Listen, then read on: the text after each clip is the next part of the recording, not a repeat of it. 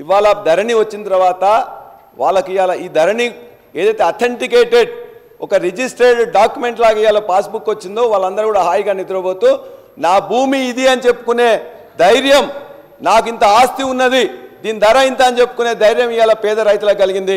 95% of the రైతులకు ఇవాళ ధరణి ద్వారా ఇవాళ ధైర్యం కలిగింది. అంతేకాదు అధ్యక్ష, చాలా గొప్పగా చెప్తా ఉన్నారు ధరణి గురించి.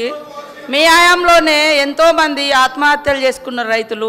అధికారుల మీద తప్పుడు రికార్డులు అంటే పట్టాలు ఎక్కించారని పెట్రోలు డీజిల్ పోసినటువంటి పరిస్థితి. నేను సాక్ష్యం సార్, మా దగ్గర 6 ఎకరాల భూమిలో ఒక రైతు దున్నుతున్నాడు. రైతు సమన్వయ సమితి పేరు అధ్యక్షుని పేరు మీద 6 ఎకరాల భూమి పట్టా చేసుకున్నాడు. రైతు బంధేమో అయినా పోతుంది, దున్నేటోళ్ళేమో ఒకరు. అసలు పోయి రికార్డులో మార్చుకుందామని దాదాపుగా ఆ ధరణి వచ్చిన కాంచి ట్రై చేస్తున్నారు. ఈ రోజు కూడా మేము చేద్దామంటే ధరణి నిబంధనలు అడ్డం వస్తూ ఉన్నాయి. నేను సాక్ష్యము ములుగులో రండి, కాసిందేవపేట దగ్గర చూపిస్తా.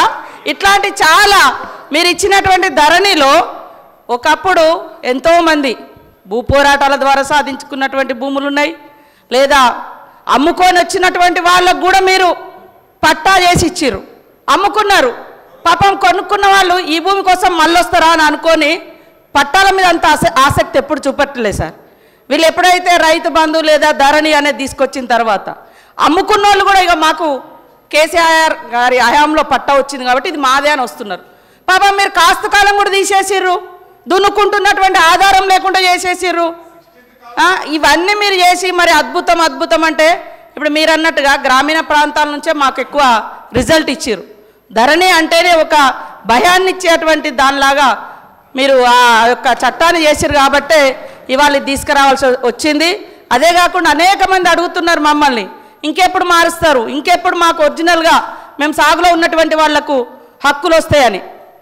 కాబట్టి ఇప్పటికైనా మీరు వాస్తవాలు తెలుసుకోండి, గ్రామీణ ప్రాంతాల్లో జరుగుతున్నటువంటిది.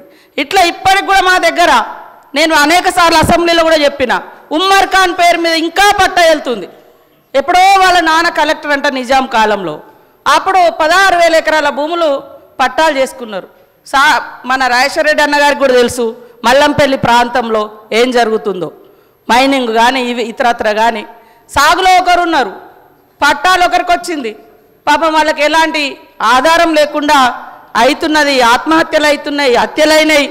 మీరు వీఆర్ వాళ్ళని తీసేసారు. ఎందుకు తీసేసారు? వాళ్ళు తప్పులు చేసినా తీసేసారు. మరి 5 ఏళ్ళు మీకు టైం ఉండే, కనీసం ఒక్క తప్పునైనా సరిదిద్ది మళ్ళీ ఎవరికైతే భూములు దక్కాలో వాళ్ళకు హక్కు ఇచ్చిరా? ఇవ్వలేదు మీరు. కాబట్టే ఈరోజు ఇందిరమ్మ ప్రభుత్వంలో, ఎందుకంటే ఇందిరాగాంధీ గారు అంటేనే భూ పంపిణీకి ఆద్యురాలు. 7 times 7 విడతలుగా పేదలకు ఎస్సీ ఎస్టీలకు అసైన్ భూములు పంచినటువంటి ఘనత కాంగ్రెస్ ప్రభుత్వంది. ఆ పట్టాలు కూడా మీరేమంటారు, మీకు ఇది గవర్నమెంట్ భూమి కాబట్టి మేము గుంజుకుంటున్నాం అని లాక్కొని అనేక మందికి వాళ్ళ దగ్గర నుంచి లాక్కున్నారు. కొన్నాళ్ళు ఖాళీ ఉంచారు, తర్వాత ఎవరిదో పేరు వచ్చి అని ఉంటుంది అదే గవర్నమెంట్ భూమి అనే పేరు మీద. కానీ గవర్నమెంట్ భూమి కాబట్టే ఆ రోజు ఇందిరాగాంధీ గారు ఎస్సీ ఎస్టీలకు వెట్టి చాకరి నుంచి విముక్తి కలిగించడం కోసం అసైన్ చట్టం తీసుకొచ్చి భూములు పంచింది.